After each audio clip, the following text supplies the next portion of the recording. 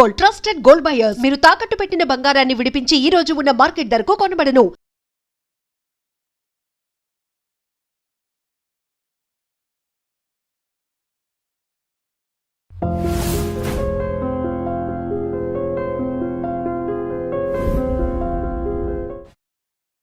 ఇప్పుడు ఏంటి ఈ ఇల్లు ఎందుకు ఖాళీ చేశారు మీరు? ఖాళీ మీన్స్ ఎందుకు ఉండట్లేదు ఇందులో?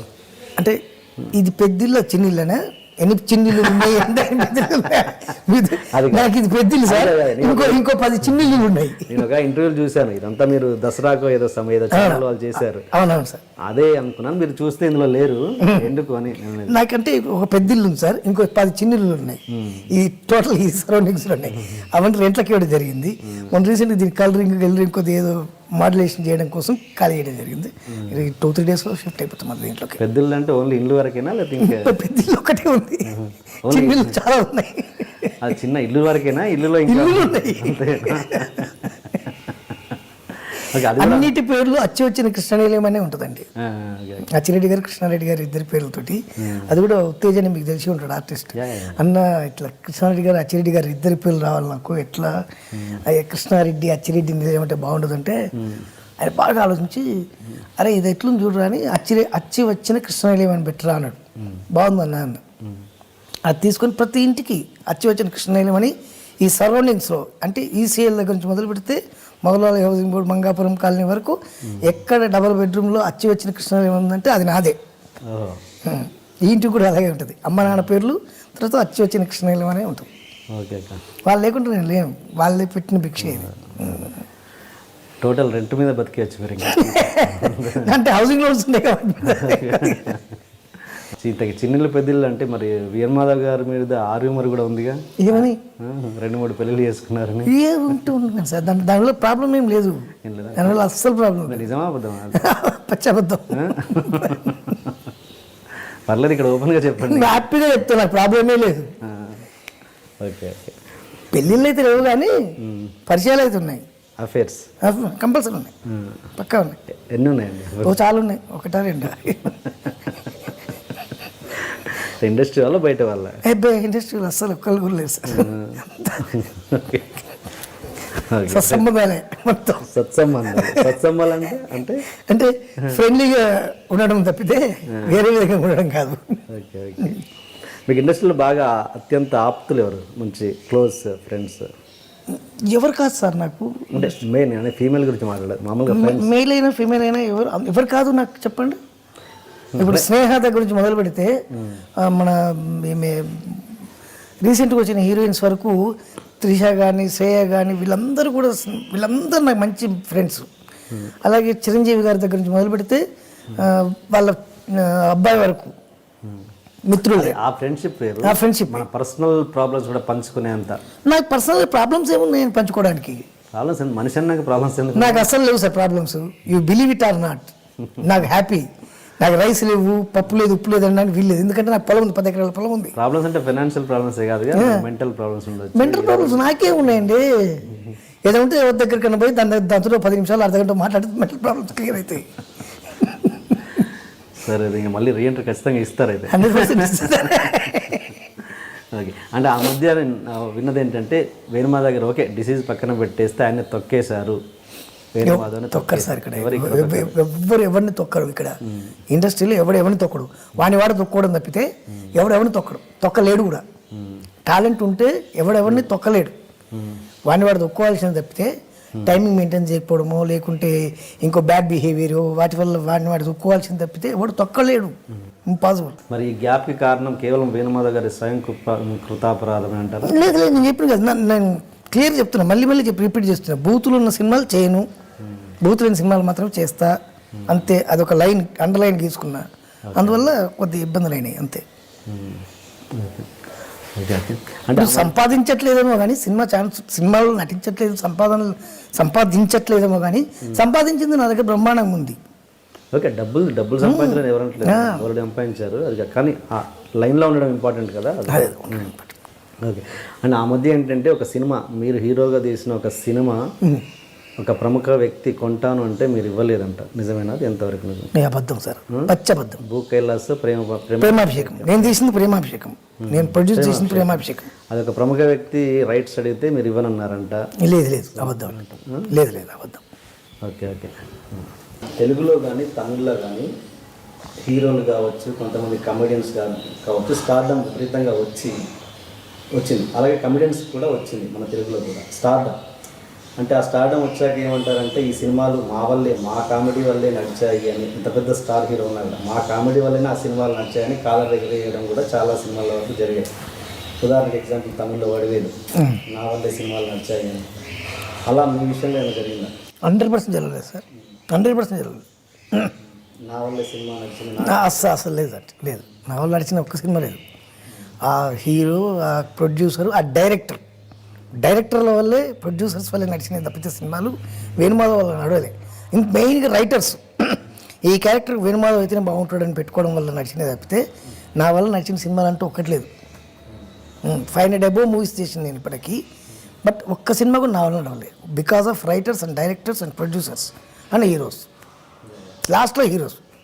మీరేంటి బిగినింగ్లో టీడీపీ ఆఫీస్ లైబ్రరీలో ఏంటది? హిమాయత్ నగర్ తెలుగుదేశం పార్టీ ఆఫీస్ ఉండేది హిమాయత్ నగర్లో. దానికి బిఫోర్ ఇంకోటి చెప్పాలి మీకు. ఒకసారి నల్గొండ జిల్లా కోదాడ సార్ మాది, కోదాడలో ప్రోగ్రామ్ చేసిన టాకింగ్ టాల్ ప్రోగ్రామ్. అది మా ఎమ్మెల్యే గారు చూసి, మాధవరెడ్డి గారు అప్పుడు మినిస్టర్ ఉండి, ఆయన వచ్చి చూసి భువనగిరిలో మాది మహానాడు ఉందయ్యా, అబ్బాయిని తీసుకురా అన్నాడు చంద్రబాబు గారితో. ఆయన మాధవరెడ్డి గారు నన్ను భువనగిరి తీసుకెళ్ళిండు. భువనగిరికి చంద్రబాబు నాయుడు గారు వచ్చిండ్రు. ఆయన చూసిండు ప్రోగ్రామ్. బ్రదర్ మరి తప్పకుండా మహానాడుకు రావాలి, మహానాడులో మీ ప్రోగ్రాం పెట్టిస్తాం మేమన్నాడు. ఏంటి నేను ఇట్లా అన్నాడని మాధురి గారితో సార్ అన్న, నువ్వు రా అన్నాడు. అని తీసుకెళ్ళి ఎమ్మెల్యే క్వార్టర్స్ ఉంది కదా సార్, ఎమ్మెల్యే క్వార్టర్స్లో ఉంచారు నన్ను తీసుకెళ్ళి. ఓల్డ్ ఎమ్మెల్యే క్వార్టర్స్ మీకు గుర్తుందంటూ, new MLA quarters sorry, secretary పక్కన. ఆయన దగ్గర పెట్టేస్తే నేను టెన్షన్ అయిపోతున్నా. ఆఫ్టర్నూన్ 12 o'clock తీసుకెళ్ళిరండి నన్ను స్టేజ్ పైకి. మధ్యాహ్నం 12 గంటలకు తీసుకెళ్ళిండ్రు. ఆఫ్టర్నూన్ 12 o'clock తీసుకెళ్తున్నారు. అది ఈవినింగ్ కదా ప్రోగ్రామ్. జనరల్గా మనకి ఈవినింగ్ ప్రోగ్రామ్, స్టేజ్ ప్రోగ్రామ్ అంటే ఈవినింగే ఉంటుంది కదా. ఈవినింగ్ ఉంటుంది, ఇప్పుడేం తీసుకొస్తున్నారు అనుకుని నేను సర్లే అని వెళ్ళిపోయినా. నాకు పొట్లం ఇచ్చిండ్రు, భోజనం పొట్లం, ఒక వాటర్ బాటిల్ ఇచ్చిండ్రు. 3 o'clock అట్లా రావుగోపాలరావు గారు వచ్చిండ్రు. స్టేజ్ ప్రోగ్రామ్ కావట్లేదు, స్టేజ్ ఇంకా అరేంజ్ చేస్తున్నారు. ఇప్పుడు ఎందుకు తీసుకొచ్చారు నాకు అర్థం కాలేదు.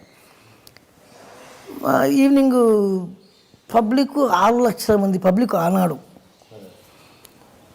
వస్తే చూస్తే పబ్లిక్ వస్తూనే ఉన్నారు, వీళ్ళు మైక్లో మాట్లాడుతూనే ఉన్నారు. నా ప్రోగ్రాం పెట్టట్లేదు. నాకు ఇక్కడ మండిపోతుంది. నాకు కొద్దిగా ఈగో ప్రాబ్లం ఎక్కువ, మండిపోతుంది. నా ప్రోగ్రాం పెట్టేస్తే నేను దిగి వెళ్ళిపోతా కదా, నాకు ఎందుకు వచ్చిన బాధ ఇది. 6 o'clock అట్లా అన్నగారు వచ్చారు, వెంకటరామరావు గారు, ఎమ్మెల్యే వెంకటరామరావు గారు అందరూ వచ్చిండ్రు. ఒకళ్ళ తర్వాత ఒకళ్ళు మాట్లాడుతున్నారు, కానీ నా ప్రోగ్రాం పెట్టట్లేదు. నా ప్రోగ్రాం ఉంటుందా అని నా కోపం. ఇది ఎక్కడి ప్రాబ్లం ఆయన అనుకొని బాగా ఫీల్ అవుతున్నాను నేను లోపల. నెక్స్ట్ ఇక అన్నగారు మాట్లాడతారు. అన్నగారు మాట్లాడిన తర్వాత ఏముంటుందండి, ఇంకా చంద్రబాబు గారు, దగ్గుబాటి వెంకటేశ్వరరావు గారు వీళ్ళందరూ మాట్లాడడం అయిపోయింది. అన్నగారు మాట్లాడతారు. నెక్స్ట్ వెంకటరామరావు గారు ఆయన మాట్లాడినంటే ప్రోగ్రామ్ అయిపోయినట్టే. ఇది ఎక్కడ పోతురా, నాకు ప్రోగ్రాం లేనట్టే ఇవ్వాలనుకొని సర్దుకుంటున్నాను నేను. నా టాకింగ్ డాల్ బాక్స్ అవన్నీ సర్దుకుంటున్నాను. ఈలోపు స్టేజ్ వెనక్కి చంద్రబాబు గారు వచ్చి, రావారా నువ్వు రాబాబు రావా అన్నట్టున్నాను. అన్నమంటున్నాడు ఏంటి అనుకుంటా. ఎగ్జాక్ట్లీ అన్నగారు మాట్లాడే ముందు నన్ను నా ప్రోగ్రాం పెట్టిండ్రు. అన్నగారు వినాలి అని వెంకటరామరావు గారు చూసిండ్రు. ఆయన పెట్టిన పథకాలు ఏంటి, వీళ్ళ పథకాలు ఏంటి, వాళ్ళ పథకాలు ఏంటి, వీళ్ళ పథకాలు అవన్నీ టకటక. నేను ఒక పార్టీ అయితే నా టాకింగ్ డాల్ వేరే పార్టీ, అట్లా ఆ టైప్లో దాన్ని మేనేజ్ చేసుకుంటూ చేసిన. లేచి నిలబడి అన్నగారు చప్పట్లు కొట్టి భుజం ఇచ్చేసి, మీ సేవలు ఎంతో అవసరం బ్రదర్ మాకు, మీరు మాతోటే ఉండాలి, కమాన్ వీరిని మన దగ్గర పెట్టండి అన్నాడు. వీరిని మన దగ్గర పెట్టండి అంటే ఎట్లుంటుంది తప్ప, నాకు ఈ ఇస్తారు రోజుకు నెలకు మంచి జీతం దొరుకుద్ది, బ్రహ్మాండంగా సెటిల్ అయిపోవచ్చు అనుకున్నా. హిమాయత్ నగర్ తెలుగుదేశం పార్టీ ఆఫీస్లో పెట్టిండు తీసుకెళ్ళి. అప్పుడు ఈ ఫోన్లు, పేజర్లు, సెల్లు ఇవ్వు, ఒక ల్యాండ్లైన్ మాత్రమే ఉండేది. నన్ను ఆపరేటర్గా పెట్టిండు.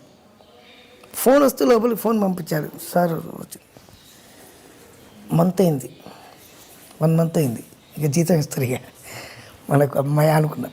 600 రూపీస్ శాలరీ ఇచ్చారు సార్. ఏం చేయాలి అర్థం కాలే. 600 రూపీస్.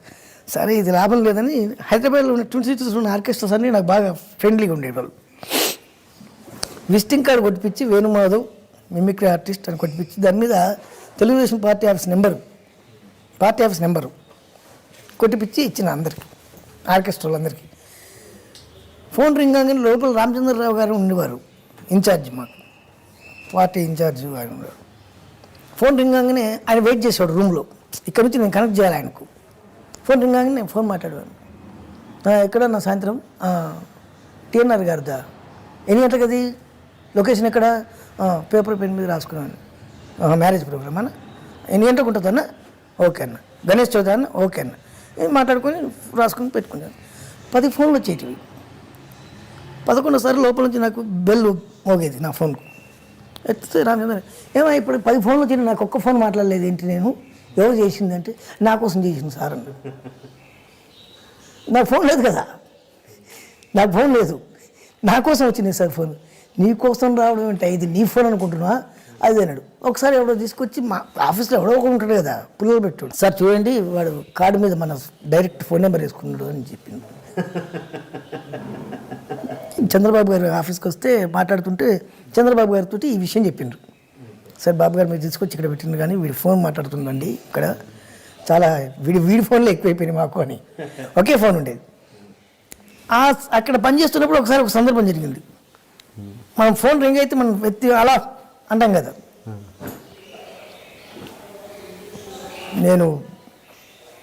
నమస్కారం, నేను నందమూరి తారక రామారావు మాట్లాడుతున్నా, ఒకసారి రామచంద్రరావు గారికి ఇవ్వండి.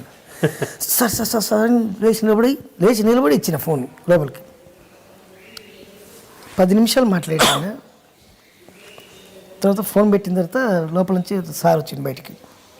బుద్ధి జ్ఞానం ఉందా, ఇది నీ ఇంటి ఫోన్ అనుకుంటున్నా, హలో అనవేంటి, నమస్కారం తెలుగుదేశం పార్టీ కేంద్ర కార్యాలయం అని అనాలి కదా, అనలేదట నువ్వు, హలో అన్నవట, అన్నగారు సీరియస్ అయినరు అన్నాడు. నీ అమ్మ ఇట్లా నాలుగు సర్లే అనుకుని పెట్టి సరే సార్ అన్నా. మళ్ళీ ఫోన్ రింగ్ అయింది. రింగ్ అవగానే లేపిన, హలో నమస్కారం తెలుగుదేశం పార్టీ కేంద్ర కార్యాలయం అన్నా. అది బ్రదర్ అని ఫోన్ పెట్టేసి అమ్మ ఆయన తొందర చేస్తానని అనుకోలేదు, అంత స్థితి అనుకోలేదు. ఆ తర్వాత చంద్రబాబు గారు వస్తే ఇట్లా కంప్లైంట్ చేశారు, వాడి ఫోన్ మాట్లాడుకుంటుంది సార్ అని. అప్పుడు రా కారు ఎక్కువ అన్నాడు. నేను ఏదో కథ జరిగేటట్టుంది అనుకున్నా. తీసుకెళ్ళి TDLP Telugu Desam legislative party office అసెంబ్లీకి తీసుకెళ్ళిండు. అమర్నాథ్ బాబు గారు ఉండి అక్కడ ఇన్ఛార్జ్.